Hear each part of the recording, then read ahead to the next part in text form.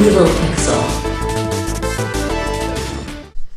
Super Mario 64 was and continues to be one of the greatest 3D platformers in gaming history. It brought upon a new blueprint for what an action platformer should play and feel like.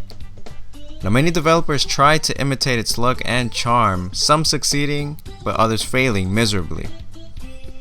And of course, with its increasing success, Nintendo came forward and decided it wanted to make a sequel. And so in today's video, we'll be discussing the mysterious Super Mario 128. With the inclining success of Super Mario 64, Shigeru Miyamoto and the team at Nintendo immediately set out to produce the next big Mario platformer.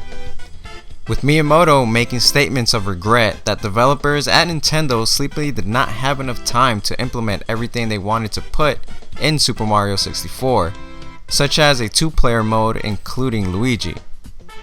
This furthered the drive to bring another Super Mario game to the Nintendo 64. Now, Miyamoto became intrigued with the hard disk technology, and even more so when the Nintendo 64 DD began development. Miyamoto then immediately began working on a sequel to Super Mario 64 for the 64 DD, only known as Super Mario 64 2.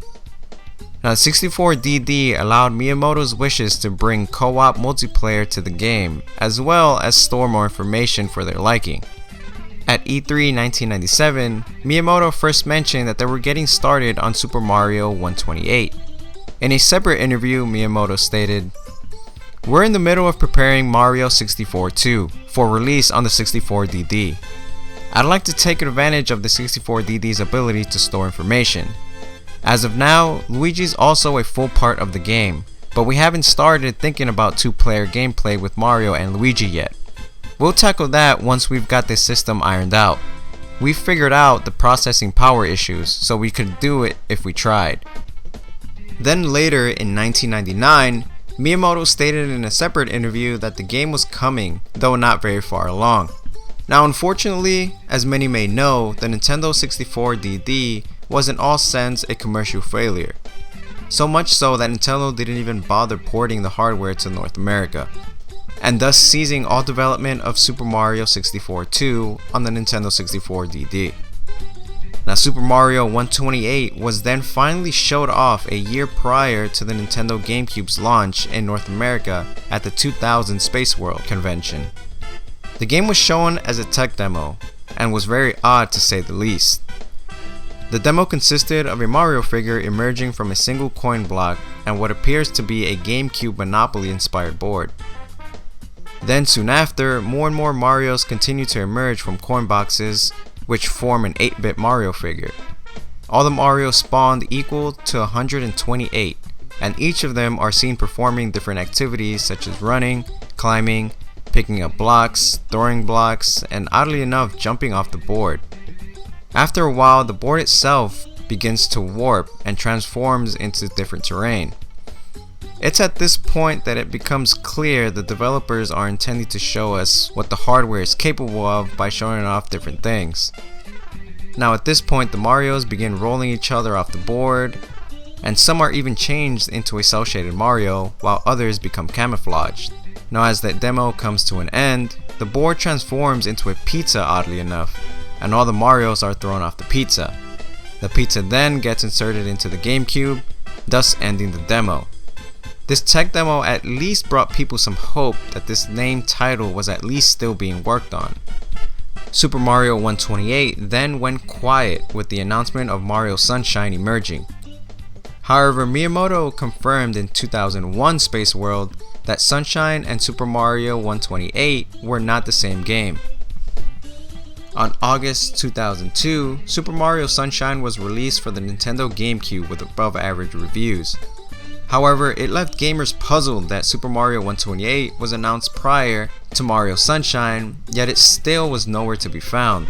The game went relatively silent for years, being only mentioned through interviews and no actual videos or demos being shown. Now, it was largely rumored that the reason Nintendo didn't show Super Mario 128 at E3 2003 was because the game was very innovative and Nintendo didn't want any of the other developers stealing their ideas. Miyamoto then once again confirmed that Super Mario 128 was still in development and that the development team had planned to take the Mario series in a new direction. The game once again went very silent. But once again, this all changed in 2005 when Miyamoto stated that Super Mario 128 development would be changed from the Nintendo GameCube to their new upcoming Nintendo Wii console, which was given the codename Revolution. At the Game Developers Conference in 2005, Nintendo of America's Vice President of Marketing, Reggie Fils-Aimé, stated that Super Mario 128 was going to be shown at E3 2005, more than likely in the form of a non-interactive video. This, however, never happened, as the game went absent for the third year in a row. But during a GameSpot video interview at E3, Reggie Fils-Aimé stated, "I can only show what Mr. Miyamoto gives me to show." When a reporter asked if it exists, he responded, "I've seen bits and pieces." Now, many fans of Super Mario were then waiting for the announcement of the mysterious title, with absolutely no avail. Super Mario 128 was not recognized as a title any longer, and this was even confirmed in 2006 in Japan's main Nintendo magazine at the time, named Nintendo Dream, where Miyamoto seemed a bit confused about the Super Mario 128 title. He stated that Super Mario 128 was not being worked on and that it had halted development for some time. He wasn't exactly sure, but he believed that it would have been a prototype for the Nintendo 64 DD, and that the tech demo shown at Space World was used to improve and implement features on other games, mainly Pikmin and Super Mario Galaxy. So as you can see, all of a sudden Nintendo's story changed as to the existence and purpose of Super Mario 128.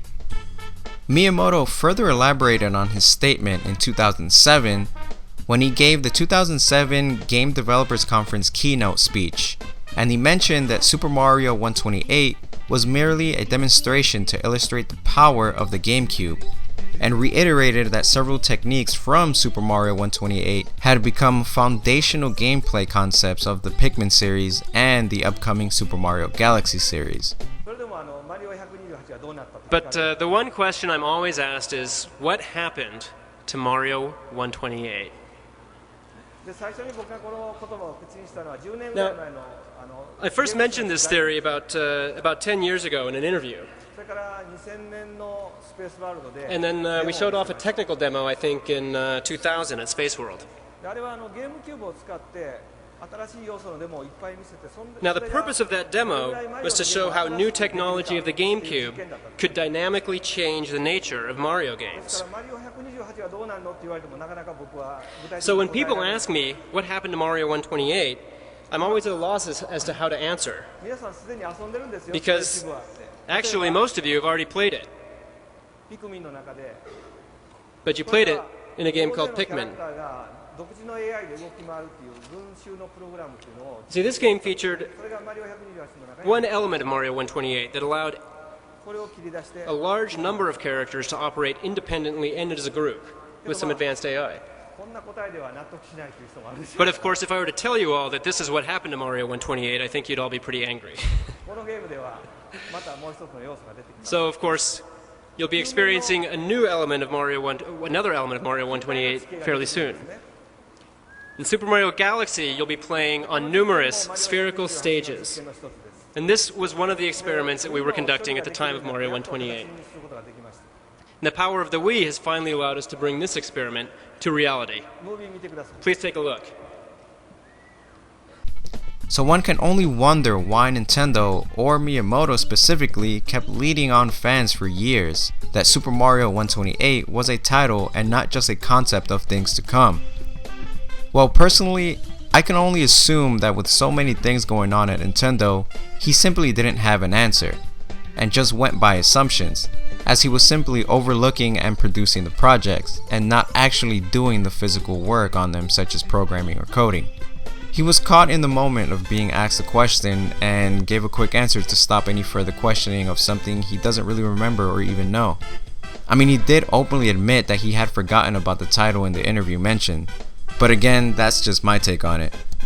But who knows, maybe someday more information of the tech demo's demise might surface. But unfortunately, that is what we know of Super Mario 128.